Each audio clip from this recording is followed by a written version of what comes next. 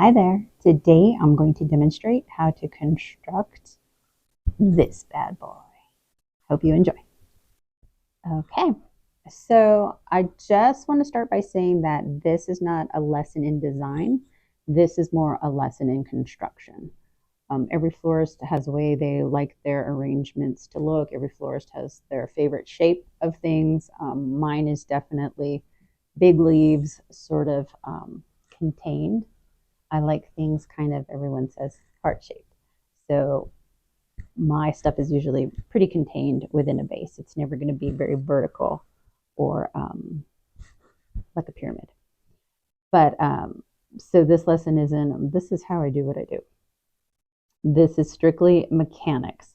So one of the things that is really important if you don't want to use a lot of product, this is a 9 stem in total piece. So because I don't want to use a ton of product, I'm going to have my Oasis floral foam. That's a bad habit to break. That's a hard habit to break. I'm going to have my floral foam below the lip of my vase so that there's less of it to hide. And it does mean that I'm only going to be able to insert downward with my stems, and that's fine because I only have a few stems anyway. So that's perfect. So for me, no matter what, I always start with my fan. And this foam is recycled and reused, which is good because there may be an opportunity to show some tricks on how, if there's already holes, you can still stick it in and have it stay upright. There you have it. Okay, so I'm going to start with the fan leaf. And I insert it all the way down to the base. So I have foam all the way down to the base. And the reason why is because I'm using very tall product today, taller than I normally do. And that's going to be top heavy. So in order to keep it in place, I want to make sure that I have full foam. Okay, so just having foam on the top with negative space and air below it isn't going to work. That's not going to help keep it in place. It needs some balance, some weight. So I have foam from the below the lip of the vase all the way to the base. And this is touching. Okay, now I inserted it at the back of the vase. I'm going to be working kind of half backwards. I inserted it at the back of the vase. This is going to be my new entrance piece, which is flush against my wall. So there really is no need to have any product at the back. So this is going to be a front facing piece. So all of my action is going to be towards the front of this vase. So kind of like a picture instead of like a sculpture, which would be 360. So there's no need to waste product back here. So I'm starting my fan leaf all the way at the back. And I usually do all of my foliage first. So I'm going to use these to the right. So all the way at the back, I'm going to place this guy. And again, because my shape is kind of heart shaped, that's what inevitably I will end up making with this foliage. So this is again all the way towards the back of the leaf. And this is slightly in front of it. You can see I kind of made a little heart. Okay, so now I have my foliage, which is sort of the canvas that I'm going to go ahead and paint my flowers on. But the most important trick is making sure you're all the way at the back. Especially since if you have to be flush up against the wall like I do, in order so that the ledge on which it's being held isn't top heavy, doesn't go forward. It has to be all the way back at the wall and flush. You want to make sure there's not even really any room back here for product. Okay. Now let's see. What am I going to put next? I'm going to continue to build forward. So this is the one that I know I want to place next. And that hole was already very conveniently there. And I want it to be sort of cupped and framed. Oh, that noise is the worst. Cupped and framed by the fan leaf. I'm going to spin it, make sure it's at the right height. Yeah, that's good. I'm comfortable with that height. One thing, because there are holes already in here, that's a little trick of the trade. If it feels loose at all to you, like the hole, because you're recycling and reusing, is too big, I often just stick another stem in to brace it. No, it's not necessary on this one yet. Do I have any green stems? Okay, this stem has a little bit of foliage on it, but I am going to use it just to brace it.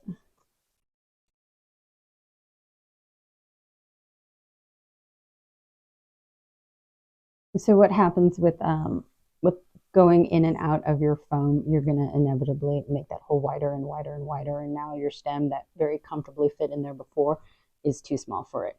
So it's basically just by adding a second stem, you're basically making that base of your flower or your foliage fatter, wider, so it'll hold in place in that hole. Okay. This guy spun on me, so I'm just going to spin him back around. So I did, just twisted him a little. Okay, so next is going to be my tallest piece. And again, I'm not really a big fan of height. This, because it is so top heavy here, is going to need to go all the way down to the base as well. And I'm going to place that next. This does have an existing hole already that I'm going to go in and place. And I never really use my tallest product dead center. For me, I'm always slightly off center. I'm always slightly off. And I'm using a second stem, that same color, because that hole existed already, to sort of brace it and hold it in place. I might have pushed it a little too far back. I'm going to go around. There we go. All right, now it's holding it forward. Okay. Next, I'm going to do my peony. And now I'm moving, as you can see, forward. So that the last thing, let me see, am I looking like the opening shot? So that the last thing I'm going to do is try to hide this oasis right here. So it looks like, again, I'm going to demonstrate how to unbend. Feels like it's cheating to put it in when it's already been bent. So you just use your thumbs, go to the bend and straighten it. Okay, so now I'm coming downward here. Did I? Might have hit a stem. A little to the right. Oh, there's stems aplenty. Let me see. All right, it's kind of like pool. You guys see where you're going? Aim. Got it now. Okay, and now I'm going to use that lip of my vase to bend the flower a little bit over it. Checking. I'm going to use a little bit of foliage to hide my oasis. Okay. And there we have our front face. Now, let me see. I feel like my branch is going a little too far that way. Okay, so it's very, you don't want to pull it out. If I pull it out to adjust it, I'm going to end up creating a hole. But with floral that is on a wire, you can sometimes just bend it. Let me see if that was enough. This guy keeps wanting to do that. Yeah, I think that was enough, actually. So you just, I'm using my thumb, I'm pushing it in, and I'm bending it over. It sure did. Now this guy, he really wants to move. He, why is the fan a he, but the flower's a she? That's interesting. So he wants to move around. So one thing that I can do is I can push him forward with a flower at the back. Now, I said that I don't really want flowers at the back because it's going to interfere with the wall. But I do need some product at the side because as you exit the restroom, you'll be able to see the side of this.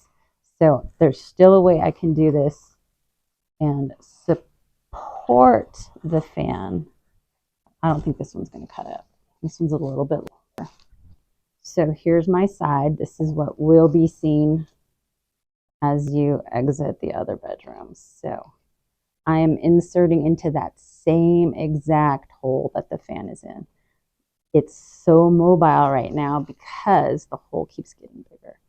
So I need to close it up. Well, I'm sticking this guy in, and then I'm bending him to the side. All right, so that gave me coverage here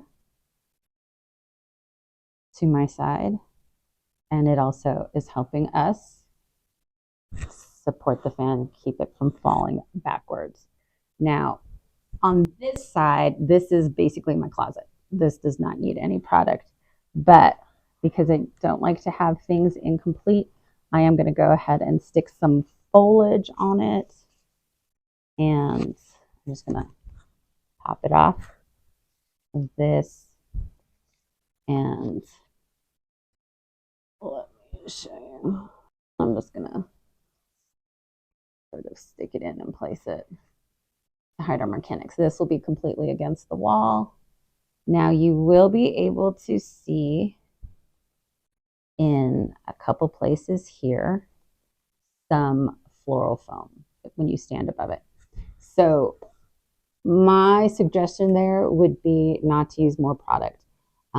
I think it, first of all, would take away a little bit of the look of the sort of simple arrangement, but it also is not necessary and it can be a little pricey. So if you have anything like little rocks or like I am anticipating a delivery of fake moss right now, and that's probably what I'll use.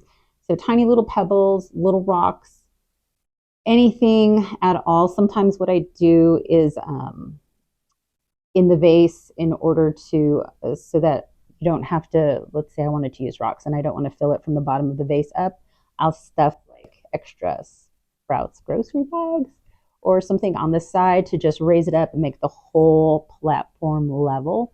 And then I can use the least amount of product.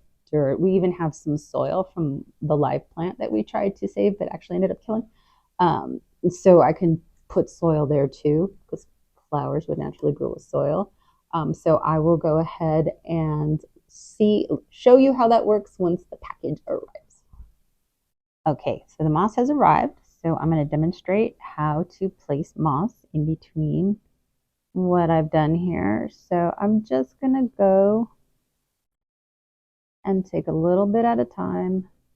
So much easier to press through the foliage and the petals with just a little bit at a time. And I'm going to place it inside the vase on top of the foam to hide my mechanics. And I'm only going to do it where it's necessary. You can't really see it on any of the angles. No need to put any. And I'm just going to keep going. So here we have a big, huge gaping hole. I'm going to go ahead and instead of just doing tiny bit after tiny bit, take a bigger one. Now, to me, tiny white rocks are really good to have around to hide mechanics because, well, I've never been allergic to rocks in my life. So we have them. They're just otherwise occupied right now. They are in another vase. What do I got? A little more, a little more.